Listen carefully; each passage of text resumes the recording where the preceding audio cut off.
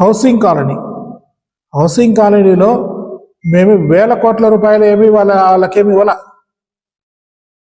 20 లక్షలు ఎంతో మేము ఎక్కువ చెల్లించినాం అంతే. మీ ప్రభుత్వం రావడము అక్కడ ఉండే సామాగ్రిని మొత్తం దొంగలించుకొని పోయినారు. ఎవరు దొంగలించుకున్నారో ఎవరు దొంగలించారో కూడా మీకు తెలుసు.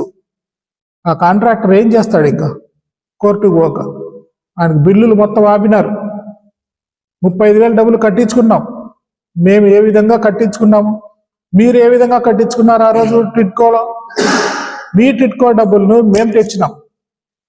50 లక్షల రూపాయలు ఆ రోజు మేము తెచ్చి, ఒక సెంట్రల్ గవర్నమెంట్ ఫండ్ మా ఫండ్ సరిపోదనే ఉద్దేశంతో, రాష్ట్ర ప్రభుత్వం ఫండ్ సరిపోదనే ఉద్దేశంతో, వాళ్ళకు చాలా మంచిగా కట్టాలనే ఉద్దేశంతోనే 35,000 రూపాయలు తీసుకున్నాం.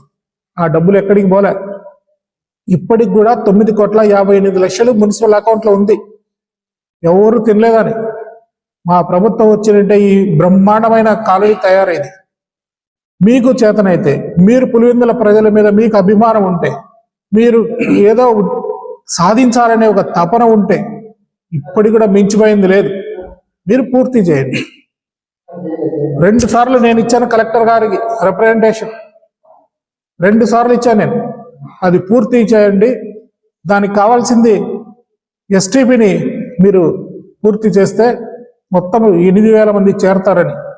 కానీ ఆ ఎస్టీపీని కూడా ఈ ప్రభుత్వం నుంచి ఒక్క రూపాయి కూడా రాలే. దరిద్రం ఏంటంటే, ఈ ప్రభుత్వం వచ్చినప్పటి నుంచి పులివెందుల ప్రజలు కట్టే పన్నులు సైతం ఈ ప్రభుత్వం తీసుకుపోతా ఉంది. ఒక్క రూపాయి కాకపోతే ఒక్క రూపాయి ఆ ప్రభుత్వం నుండి పులివెందుల మున్సిపాలిటీకి ఇంతవరకు రాలేదు. జనరల్ ఫండ్ తీసుకుపోతా ఉన్నారు. మీరు కొట్లాడండి. మీ ముఖ్యమంత్రితో మీకు చేతనైతే ఒక ప్రాజెక్టుని ఇక్కడ నిర్మించండి. ఎర్రబల్లె చెరువుకు నీళ్లు వయసు హయాంలోనే దానికి రూపకల్పన చేయడం జరిగింది. ఊరికే లేనిపోనేటిని మాట్లాడడం, బురద చల్లడం కాదు.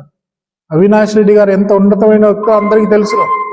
మీరు ఎన్ని నిందలు వేసినా, ఎన్ని అభాండాలు వేసినా కూడా 3 సార్లు గెలిపించారు ఈ ప్రజలు అత్యధిక మెజారిటీతో. మరి ఆయన వ్యక్తిత్వం చెడ్డది ఎందుకు గెలిపిస్తారు? గెలిపించరు కదా.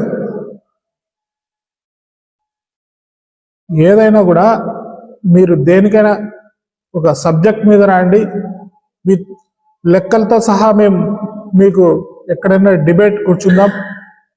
అభివృద్ధి జరిగిందా, ఎవరి హయాంలో జరిగిందా అనేది. ఇన్ని సంవత్సరాల నుంచి మీ ప్రభుత్వం ఉంది. మీరు ఎమ్మెల్సీలు అయినారు 2 సార్లు. ఇప్పుడు ఒక ఎమ్మెల్సీ ఉన్నాడు, పోయిన మీరు ఒక ఎమ్మెల్సీ ఉన్నారు. మీరు ఎంత మాత్రం ప్రభుత్వం నుంచి నిధులు తెచ్చారు చెప్పగలరా? మీరు ఎన్ని రోడ్లు వేశారో మీరు చెప్పగలరా? ఈరోజు పులివెందులు ఇంత అభివృద్ధి పదంలో పయనించిందంటే doctor YS Rajasekhara Reddy sir వల్ల, జగన్మోహన్ రెడ్డి గారి వల్ల, వైఎస్ కుటుంబీకుల వల్ల. ప్రజలందరికీ తెలుసును. మేము ఏదో ప్రెస్ మీట్ ఇచ్చినామని దానికి మీరు ఏదో కౌంటర్ ఇవ్వాలనే ఉద్దేశంతో బురద తిరగడం మంచి పద్ధతి కాదు. వైఎస్ కుటుంబంలో చిచ్చు రగడ అన్నారు. వైఎస్ కుటుంబంలో ఏ రోజు చిచ్చు లేదు, ఏ రోజు రగడలేదు. రాజారెడ్డి పెద్ద ఆయన పులివెందుల ప్రాంతంలో అధిక పదవి సర్పంచ్గా చేపట్టినప్పటి నుంచి ఒక వైఎస్ భాస్కర్ రెడ్డి గారిని కానీ, వైఎస్ ప్రతాప్ రెడ్డి గారిని కానీ, వైఎస్ మనోహర్ రెడ్డి గారిని కానీ, వైఎస్ మదన్మోహన్ రెడ్డిని గారిని, వైఎస్ ఆనంద్ రెడ్డి గారిని కూడా ప్రతి మండలాలకు వేంపల్లె కానీ, వేముల కానీ, లింగాల కానీ, తొండూరు కానీ, సింహాదిపురం కానీ ఈ కుటుంబ సభ్యులందరినీ కూడా ఒక్కొక్క మండలంలో ఇన్ఛార్జి ఉండండి, ఈ మండలాలను మీరు జాగ్రత్తగా చూసుకొని ప్రజలకు అందుబాటులో ఉండి సేవ చేయండి అని ఆ కుటుంబాన్ని అంతా కూడా ఏకతాటికి పై తెచ్చి వాళ్ళకు పదవులు బాధ్యతలు అప్పచెప్పిన ఘనత రాజారెడ్డి గారిది, రాజశేఖర రెడ్డి గారిది. వాళ్ళు ప్రతి సంవత్సరం కూడా పండగలకు అందరు కలుసుకొని ఎక్కడెక్కడ ఉన్న బంధువులందరినీ కూడా పిలిపించుకొని ఆప్యాయత, అనురాగాలు, ప్రేమ, దయా, జాలితో అందరినీ కూడా పలకరించి కలుసుకోవడం జరుగుతుంది. నిన్న పండగ కూడా అందరు కలిసి అమ్మతో, చెల్లెలతో అందరితో కలిసి ఉన్నారు. ఏ రోజు వాళ్ళ మధ్య సమస్యలు ఉండవు, వాళ్ళు ఏ రోజు విడిపోవు. ఇప్పటికి కూడా వాళ్ళ కుటుంబ సభ్యులందరూ కూడా ఇన్ఛార్జి బాధ్యతలు అప్పచెప్పడము, వాళ్ళందరూ ఐకమత్యంగా ఉన్నారు. వాళ్ళ మధ్యలో మీలాంటి వాళ్ళందరూ వచ్చి చిచ్చు పెట్టాల్సిన అవసరం లేదని సభాపూర్వకంగా తెలియజేసుకుంటున్నాను. ఎర్రబల్లె చెరువుకి గ్రావిటీ ద్వారా నీళ్లు తీసుకొని వచ్చి మేము సక్సెస్ అయినామని వాళ్ళు చెప్పుకుంటున్నాం. ఇదే ఎర్రబల్లె చెరువుకి వ్యవసాయం గురించి, నీళ్ళ గురించి మేము మున్సిపాలిటీ వాళ్ళం కాబట్టి చాలా తక్కువ మాట్లాడుతాను.